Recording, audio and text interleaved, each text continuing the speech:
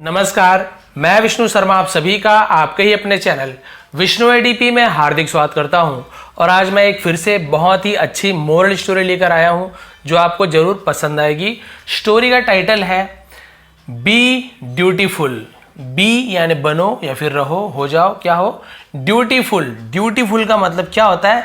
कर्तव्य परायण। अब जिसे ये समझ नहीं आ रहा है हिंदी, तो उसका मतलब होता है वफादार। ठीक है, वफादार रहो या वफादार बनो, कर्तव्य परायण बनो। अब ऐसे क्यों बोला जा रहा है, स्टोरी में आपको समझ आ जाएगा।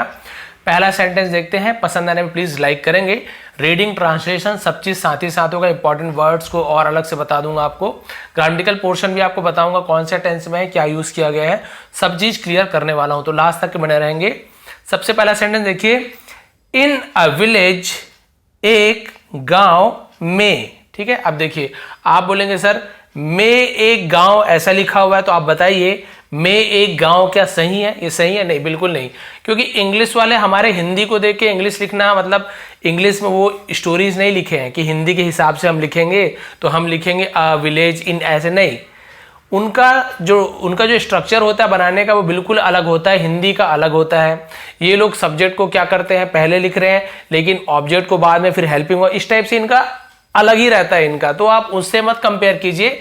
आप सबका मीनिंग जब जानेंगे ना, फिर आप मुझे सही से जमा दीजिए, आगे पीछे उसको जमा के लिख दीजिए। जैसे इन अ विलेज, तो इस इन यानी में, अ यानी एक, विलेज यानी गांव, में एक गांव, ये सही है क्या? नहीं। तो आप क्या बोल दीजिए, एक गांव में। एक गांव में, क्लियर हो गया? इस टाइप से हमें करना पड़ता है। बहुत से लोग बोलते हैं सर ये ऐसे हो रहा है, जम नहीं रहा। नहीं, ऐसे करना है। आगे बढ़ते हैं। एक गांव में there was a rich businessman. There was, अब देयर ये केवल हम सब्जेक्ट के रूप में यूज करते हैं, यदि स्टार्टिंग में यूज हो तो। इस सेंटेंस के स्टार्ट में यूज हो रहा है देयर वॉज, तो ये वहां था ऐसे नहीं होगा। ठीक है, केवल देयर सब्जेक्ट के रूप में यूज करते हैं, तो इसका हम कोई मीनिंग नहीं निकालेंगे। Was a rich businessman, was यानी था, अ रिच यानी एक अमीर, बिजनेसमैन यानी क्या होता है? व्यापारी, व्यवसायी। एक अमीर व्यापारी था, एक गांव में एक अमीर व्यापारी था। He was very kind and religious, religious बहुत रिलीजियस ऐसे पढ़ता है, रिलीजियस एक्चुअल प्रोनाउंसिएशन है। ही वॉज वह था, वेरी यानी बहुत, काइंड, काइंड यानी होता है दयालु। ठीक है, दयालु को हम काइंड बोलते हैं। एंड और रिलीजियस धार्मिक, उसे हम मजहबी जिसे कहते हैं धार्मिक, उसे रिलीजियस कहा जाता है। तो बहुत ही ज्यादा दयालु और धार्मिक था। He got a very big and beautiful temple, ठीक है, built in his village. He got, उसे प्राप्त हुआ, मिला, a very big, एक बहुत बड़ा, and beautiful और सुंदर, temple यानी मंदिर, built in his village. built यानी बना, build यानी बनाना, उसका पास में built होता है, डी की जगह टी लग जाता है। in his village, उसके गांव में बहुत ही सुंदर मंदिर मिला। अब क्या हुआ, यानी वो तो भाई राजा बिजनेसमैन था, तो एक उससे मंदिर दिखा। अब क्या हुआ देखिए, he also built a rest house for the devotees near the temple. He also, उसने, ऑल्सो यानी भी, बिल्ट यानी बनाया, और भी क्या बनाया? अ रेस्ट हाउस, यानी यहां पे मतलब हो रहा है got a very big beautiful temple, यानी कि ये मंदिर समझ लीजिए उसे ही प्राप्त हुआ, यानी उसने बनाया है। यहाँ पे गॉड का यूज कर दिया गया, तो गॉड यानी प्राप्त करना होता है, तो यहाँ पे उसने ही बनाया है, क्योंकि यहाँ पे ऑल्सो का यूज किया है, यानी उसने ये चीज भी बनाया, रेस्ट हाउस भी बनाया, तो सीधी सी बात है मंदिर भी बनाया होगा उसने, तो यहाँ पे वही मतलब निकल रहा है। देखिए, ही ऑल्सो बिल्ड, उसने भी बनाया, उसने क्या भी बनाया? देखिए, अ रेस्ट हाउस यानी एक, रेस्ट हाउस यानी होता है विश्राम गृह, यानी उसने विश्राम गृह भी बनाया।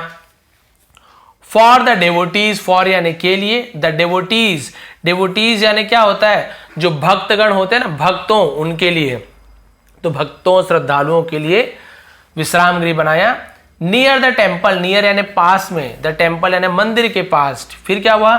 डेवोटीज स्टेइंग देयर, डेवोटीज यानी जो भक्त थे, भक्तों श्रद्धालु हैं, वो क्या करते थे? स्टेइंग, स्टेइंग, स्टे यानी ठहरना, स्टेइंग यानी ठहरते थे, देयर यानी वहां। अब बोलेंगे सर यहाँ पे आपने वहां बोला, वहां पे कोई मतलब क्यों नहीं निकाला?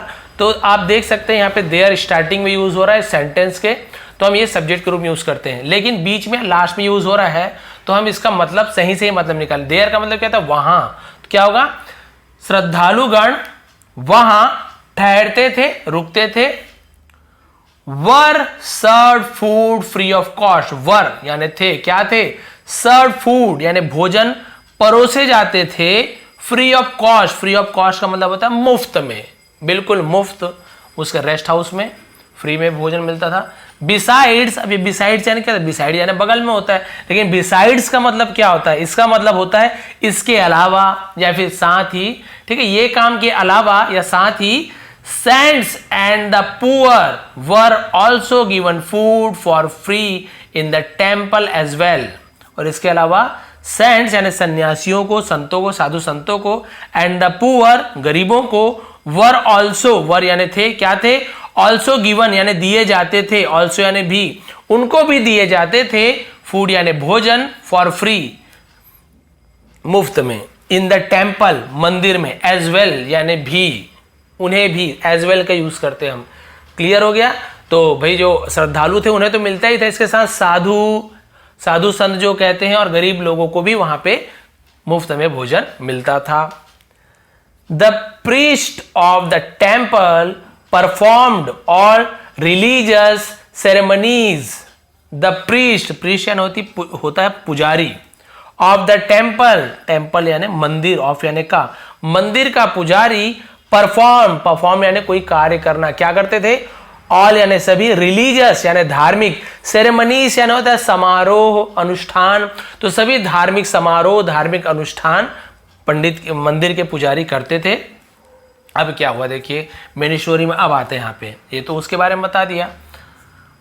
नाउ अब the businessman wanted to appoint a manager to look after the administration of the temple. यहां तक के देखते हैं, लंबा है, बहुत से लोग घबरा, अरे लंबा है सर कैसे करें क्या करें, तो बिल्कुल मत घबराइए, तोड़ तोड़ के ट्रांसलेशन कीजिए। बहुत से लोग बोलते हैं लंबे लंबे जो वर्ड है सर, सॉरी सेंटेंस है, उसका हम ट्रांसलेशन नहीं कर पाते, तो देखिए कैसे करना है, इतना लंबा है, तोड़ते हैं। नाउ अब द बिजनेसमैन व्यापारी, वांटेड यानी चाहना, वांटेड पास्ट एंड चाहता था, ठीक है, चाहता था, टू अपॉइंट का मतलब होता है अपॉइंट नियुक्त करना, किसी को नियुक्त करना चाहता था। अ मैनेजर एक प्रबंधक, मैनेज करने वाला बनाना चाहता था। टू लुक आफ्टर, टू यानी के लिए भी यूज करते हैं, लुक आफ्टर का मतलब क्या होता है, देखभाल करना, देख रेख करने से लुक आफ्टर कहते हैं, देख रेख करने के लिए। द एडमिनिस्ट्रेशन TION को शन पढ़ते हैं, जैसे नेशन, ठीक है, और वहां पे नेशन हो गया, और क्या होता है आपका वैसे ही स्टेशन, ठीक है, तो आप सब जगह देखेंगे TION शन का यूज होता है, आप वहां पे देखेंगे तो शन पढ़ते हैं, टियोन ऐसे नहीं पढ़ेंगे। तो एडमिनिस्ट्रेशन यानी इसका मतलब होता है प्रशासन, प्रबंध प्रशासन को देखरेख करने के लिए बिजनेसमैन व्यापारी चाहता था एक मैनेजर को नियुक्त करना, सिलेक्ट करना। क्लियर हो गया, देखिए इतना लंबा था, समझ आ गया। ऑफ द टेम्पल मंदिर के प्रशासन को, of the temple, and the rest house, और द रेस्ट हाउस यानी वही विश्राम गृह। तो पूरा इतना बड़ा देखिए है, लेकिन आपको हर वर्ड का मीनिंग पता चल गया, तो आप समझ गए कि भाई व्यापारी क्या चाहता था, एक मैनेजर नियुक्त करना चाहता था, प्रबंधक नियुक्त करना चाहता था मंदिर और रेस्ट हाउस के प्रशासन शासन को संभालने के लिए, प्रबंध करने के लिए। अब देखिए many people came to him, बहुत से लोग, उसे मेनी पीपल बोलते हैं, ठीक है, बहुत से लोग केम टू हिम, केम यानी आते थे, टू हिम यानी उनके पास, फॉर द पोस्ट, फॉर यानी के लिए, द पोस्ट यानी पद, ऑफ मैनेजर यानी प्रबंधक के पद के लिए आते थे। बिकॉज यानी क्योंकि, दे ऑल वे सभी, हैड एक्सपेक्टेड यानी वो करते थे, क्या किया करते थे, दे हैड एक्सपेक्टेड, एक्सपेक्ट करना यानी क्या होता है, अपेक्षा करना, वो अपेक्षा रखते थे। हैड एक्सपेक्टेड मतलब अपेक्षा रखते थे। अ गुड सैलरी, एक अच्छी सैलरी यानी वेतन, इनकम की, ठीक है, एंड अदर बेनिफिट्स, और अन्य दूसरे बेनिफिट्स यानी फायदे। तो भाई वो आते तो जरूर थे, लेकिन वो क्या चाहते थे, उन्हें बस लालच था मैनेजर के पोस्ट से, ताकि उन्हें अच्छा पेमेंट मिले, और जो भी दूसरा फायदा मिलता है जैसे घर पर रहने के लिए, है ना, उस टाइप का फायदा चाहते थे, इसलिए आते थे लालच में। बट लेकिन the businessman rejected them all, लेकिन व्यापारी रिजेक्ट करना यानी क्या होता है, अस्वीकार कर देना, मना कर देना, उसे अस्वीकार कर देते, देम ऑल यानी उन सभी को मना कर देते थे, क्योंकि भी वो जान जाते थे लालच के लिए आए हैं। एक्चुअली यानी असलियत में, वास्तव में, ही वॉन्टेड वह चाहते थे, टू अपॉइंट नियुक्त करना, एक रिस्पॉन्सिबल, इसे बल पढ़ेंगे, ई को नहीं पढ़े, रिस्पॉन्सिबल, तो रिस्पॉन्सिबल यानी क्या होता है, जिम्मेदार, वो एक जिम्मेदार और ऑनेस्ट, एच यहां पे साइलेंट होता है, इसे पढ़ते नहीं है, लिखते जरूर लेकिन पढ़ते नहीं, केवल इसे पढ़ते हैं। ऑनेस्ट यानी होता है ईमानदार, पर्सन यानी व्यक्ति, वो एक जिम्मेदार और ईमानदार व्यक्ति है ना, चाहते थे for the post of the manager के पोस्ट के लिए, फॉर यानी के लिए, क्लियर हो गया। दैट इज वाई यानी इसलिए, दैट इज वाई का मतलब होता है इसलिए, इस कारण, he told the candidates, way told यानी कहते थे, द कैंडिडेट्स यानी प्रतिभागी, जो वहां पे बनने आते थे पोस्ट के लिए, है ना, तो वो आते थे, उन्हें बोल देते थे, हु केम जो आते थे, फॉर द इंटरव्यू, जो इंटरव्यू यानी तो साक्षात्कार, सामने में बैठ के कुछ पूछना, उसे साक्षात्कार इंटरव्यू कहते हैं। जो इंटरव्यू के आते थे, दैट की ही हिमसेल्फ, वे खुद में, हिमसेल्फ यानी अपने आप में, वुड फाइंड खोजे, ढूंढे, फाइंड आउट यानी खोजना, अपने आप में खुद ही वो क्या करे, ढूंढे, अ सुटेबल पर्सन, एक सुटेबल यानी होता है हम जिसे क्या बोलते हैं, जो कि उसके योग्य हो, ठीक है, सक्षम योग्य व्यक्ति बोलते थे, तो अपने आप में ही एक योग्य व्यक्ति खोजो भाई, क्या आप उसके लायक हो, और उसे भेज देते थे ऐसे कहकर। अब क्या हुआ देखिए, थोड़ा फास्ट ट्रांसलेशन स्टार्ट करते हैं लेकिन समझाते हुए। अब क्या हुआ, ठीक है चलिए। एवरीडे प्रतिदिन, हर रोज, the doors of the temple, ठीक है, मंदिर के दरवाजे, वर ओपन खुलते थे, वर यानी थे, इसे वेयर नहीं पढ़ेंगे, वर यानी खुलते थे, at 5 in the morning, at समय का यूज जब बताते हैं ना, समय तो हम एट का यूज करते हैं, एट 5 in the morning यानी सुबह के 5 बजे खुलते थे। The devotees continued to come till late at night, the devotees भक्त continued यानी लगातार, to come आते थे, till यानी तक, कब तक, late at night रात तक के, है ना, late at night यानी बहुत रात तक के वो लगातार आते थे। The businessman kept a close watch on the devotees, व्यापारी केप्ट यानी रखते थे, कीप यानी रखना, उसका पास्ट टेंस केप्ट होता, रखते थे। अ क्लोज वॉच यानी एक, क्लोज वॉच यानी होता है एकदम, हम बोल सकते हैं कि बहुत ही, क्या दृष्टि बोलना चाहिए, क्लोज वॉच का मतलब होता है कि एकदम बहुत ही क्या होना चाहिए, बिल्कुल वर्ड मेरे मुंह पे नहीं आ रहा है, क्लोज वॉच हम बोल सकते हैं कड़ी निगरानी, ठीक है, या फिर करीबी दृष्टि, करीबी नजर, और या फिर कड़ी निगरानी रखते थे, उसे क्लोज वॉच कहते हैं। वॉच यानी ध्यान देना, है ना, तो एकदम कड़ी निगरानी रखते थे। ऑन द डेवोटीज, ऑन यानी पर, भक्तों पर, एंड अदर विजिटर्स, और अन्य, अदर यानी अन्य, विजिटर यानी विजिट करने वाले, यात्रा करने वाले, फ्रॉम अ डिस्टेंस, फ्रॉम यानी से, अ डिस्टेंस यानी दूरी से कड़ी निगरानी रखते थे उन सभी के जो आते थे। यहाँ पे आप फोटो में देख सकते हैं, वो कड़ी निगरानी ऐसे रखा करते थे। अब क्या हुआ देखते हैं। वन डे, एक दिन, a poor man came to visit the temple, एक गरीब आदमी, पुअर यानी बेचारा भी होता है, गरीब भी होता है, एक गरीब आदमी केम टू विजिट, ठीक है, केम यानी आया, टू विजिट यानी यात्रा करने के लिए, मिलने भेंट करने के लिए, उसे विजिट करने बोलते हैं। द टेम्पल यानी मंदिर का भ्रमण करने के लिए, यात्रा करने के लिए आया। He was wearing torn clothes, वह was wearing, he was wearing, तो was के साथ कोई भी वर्ब में ing फॉर्म यानी पास्ट कंटिन्यूअस टेंस, रहा था, रहे थी, इस प्रकार से। लेकिन यहां पे ये जो wearing है, इसका हम वर्ब के रूप में यूज नहीं कर रहे हैं, नाउन के रूप में यूज कर रहे हैं। तो इसका मतलब क्या, he was wearing, वह पहना हुआ था, पहन रहा था नहीं, वह पहना हुआ था, torn clothes, टॉर्न यानी होता है फटा हुआ, चिथड़ा, उसे टॉर्न कहते हैं। फटा हुआ कपड़े पहने हुए थे, फटे हुए। And seem to be illiterate, and seemed यानी प्रतीत होता था, दिखता था, लगता था, किसके से, टू बी एक इलिटरेट यानी होता है अशिक्षित, अनपढ़, और उसी को लिटरेट बोलेंगे तो पढ़ा हुआ, शिक्षित, उसी में इल जोड़ दिए तो निगेटिव बन जाएगा, इलिटरेट, अशिक्षित, अनपढ़ लगता था। When he was going back, जब वह वापस जा रहा था, गोइंग बैक यानी वापस, है ना, गोइंग यानी जाना, जब वह वापस जा रहा था। अब देखिए यहाँ पे was और गोइंग, तो ये आपका पास्ट कंटिन्यूअस टेंस, रहा था, रही थी, क्योंकि गोइंग का यूज यहाँ पे वर्ब के रूप में किया गया है, गो का। तो जब वह जा रहा था, बैक यानी वापस, वापस जा रहा था, the businessman came to him and said, व्यापारी केम यानी आया, टू हिम यानी उसके पास आया, एंड सेड और कहा, would you like to take charge of the temple as a manager. Would you like, क्या आप पसंद करोगे, जैसे हम बोलते हैं ना, would you like to take tea या कॉफी, क्या आप चाय लेना पसंद करोगे, क्या आप कॉफी लेना पसंद करोगे। तो ड्रिंक, कॉफी पी नहीं बोलते, उसे भी टेक का यूज करते हैं हम, ठीक है, लेना कुछ चीज। तो बिल्कुल वैसी, क्या आप चार्ज लेना पसंद करोगे। चार्ज यानी हम बोल सकते हैं कि कोई भी चीज, जैसे तो मैनेजर का पद है ना, तो उसका पद लेना आप क्या पसंद करोगे। टेम्पल यानी मंदिर के मैनेजर का, है ना, प्रबंधक का। अब उन्होंने ऐसे पूछ दिया कि आप मंदिर के मैनेजर बनना चाहोगे, सीधी सी बात है। हियरिंग इट, ऐसा सुनकर, the poor man was very surprised, गरीब आदमी, वॉज यानी था, क्या था, वेरी यानी बहुत, सरप्राइज, सरप्राइज यानी आश्चर्यचकित, हैरान, बहुत हैरान था। ही स्टेयर्ड एट द बिजनेसमैन, वह स्टेयर्ड यानी क्या होता है, स्टेयर्ड यानी घूरना, टकटकी लगा के देखना, वह टकटकी लगा के, है ना, घूर रहा था, वह घूरा एट द बिजनेसमैन, बिजनेसमैन को टकटकी लगा के घूरते हुए देखा।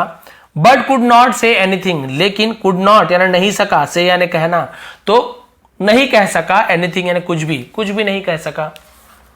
द बिजनेसमैन सेड अगेन, व्यापारी ने, सेड यानी कहा, अगेन यानी फिर से कहा। Why are you confused, why यानी क्यों, आर यू यानी तुम हो, कंफ्यूज्ड, कंफ्यूज का मतलब क्या होता है, हम बोलते हैं ना कि भाई कंफ्यूज हो जाना, बहुत ज्यादा क्या हो जाना, घबरा जाना भी होता है, उलझन में आ जाना भी कंफ्यूजिंग बोलते हैं, ठीक है। तो तुम उलझन में क्यों आ गए, घबरा क्यों गए। I really want to appoint you, मैं सचमुच में, रियली वॉन्ट या सचमुच में चाहता हूं, टू अपॉइंट नियुक्त करना, यू यानी तुम्हें नियुक्त करना चाहता हूं, लेना चाहता हूं, एज द मैनेजर, एज यानी के रूप में, किसके रूप में, द मैनेजर, प्रबंधक के रूप में लेना चाहता हूं, ऑफ द टेम्पल, मंदिर के प्रबंधक के रूप में सच में नियुक्त करना चाहता हूं।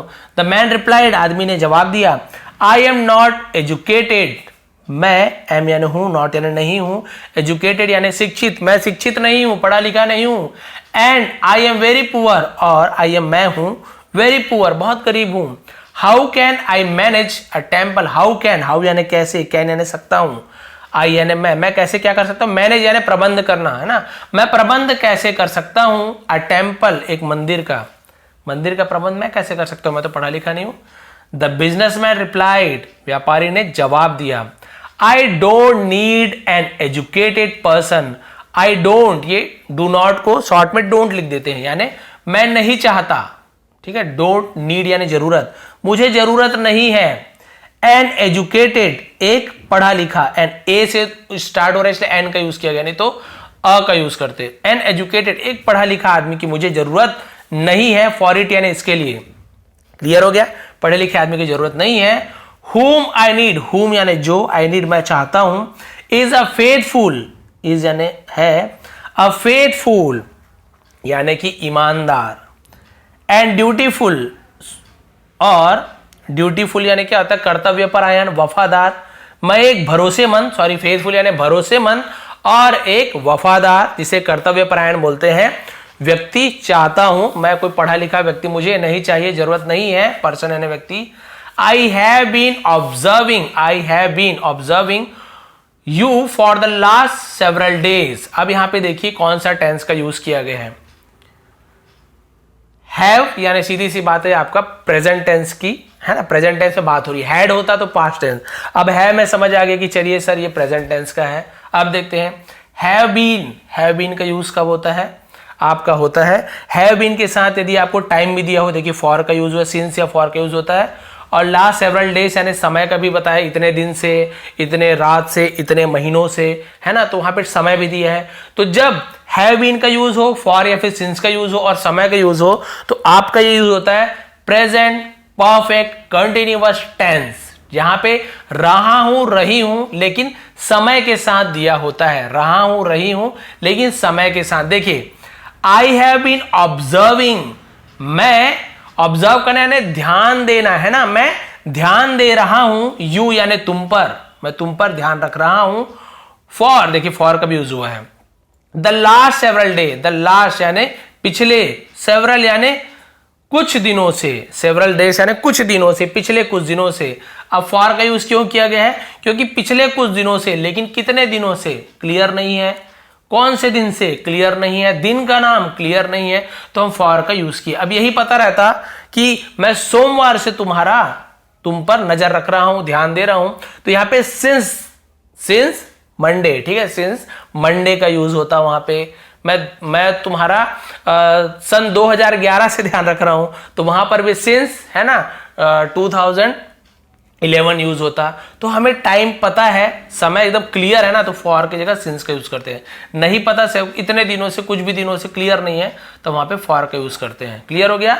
तो इसका पूरा क्या मतलब हो? I have been observing you for the last several days, मैं तुम्हें पिछले कुछ दिनों से क्या कर रहा हूं? ऑब्जर्व कर रहा हूं, ध्यान दे रहा हूं, देख रहा हूं। A stone was lying on the road, एक पत्थर, स्टोन यानी पत्थर, वॉज लाइंग यानी पड़ा हुआ था। यहां पर आईएनजी फॉर्म कंटीन्यूअस टेंस का यूज नहीं होगा, यहां पे वर्ब का यूज नहीं किया, नाउन का। तो पड़ा हुआ था, ऑन द रोड, सड़क पर एक पत्थर पड़ा हुआ था, टू द टेम्पल यानी मंदिर में। क्लियर हो गया? मंदिर के सड़क पे एक पत्थर पड़ा हुआ था। एवरीवन हु केम, हर कोई, हु यानी कौन भी होता है, जो भी होता है, जो केम यानी आता था, जो कोई भी आता था, हियर यानी वहां, ठीक है, सॉ इट उसे देखता था, जो कोई भी आता था उसे देखता था। बट नोबडी, लेकिन नोबडी यानी कोई नहीं, care to remove it, care यानी क्या होता है? परवाह करना, लेकिन किसी को भी परवाह नहीं थी। टू रिमूव यानी हटाना, रिमूव करना मिटाना भी होता है, हटाना भी होता है। इट यानी इसे, उस पत्थर को। फ्रॉम द वे, फ्रॉम यानी से, द वे यानी रास्ता, यानी रास्ता से उस पत्थर को किसी को भी हटाने की परवाह नहीं थी। सब आते थे, देखते जरूर थे, पत्थर पड़ा हुआ है, लेकिन कोई भी उस पत्थर को हटाने की, है ना, कोई भी, देखिए यहां पे देख सकते हैं पत्थर पड़ा हुआ है, सब देखते थे, वहां से चले जाते, लेकिन कोई भी उसे हटाता नहीं था, परवाह नहीं करता था।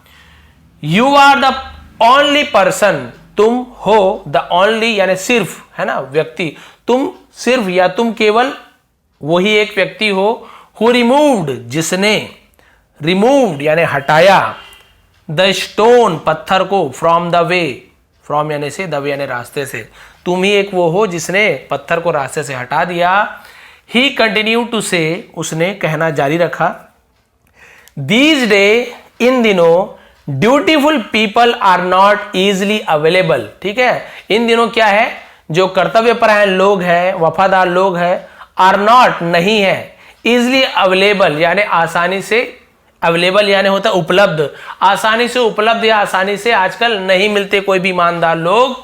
द पुअर मैन सेड, गरीब आदमी ने कहा, I remove the stone to save other from being hurt, मैंने रिमूव यानी हटाया, द स्टोन पत्थर को, टू सेव यानी बचाने के लिए, अदर्स यानी दूसरों को, फ्रॉम यानी से, बीइंग हर्ट यानी हर्ट होने से, हर्ट यानी होता है चोट पहुंचना या दर्द पहुंचना, चोटिल होना, तो चोटिल होने से बचाने के लिए मैंने पत्थर को हटा दिया है।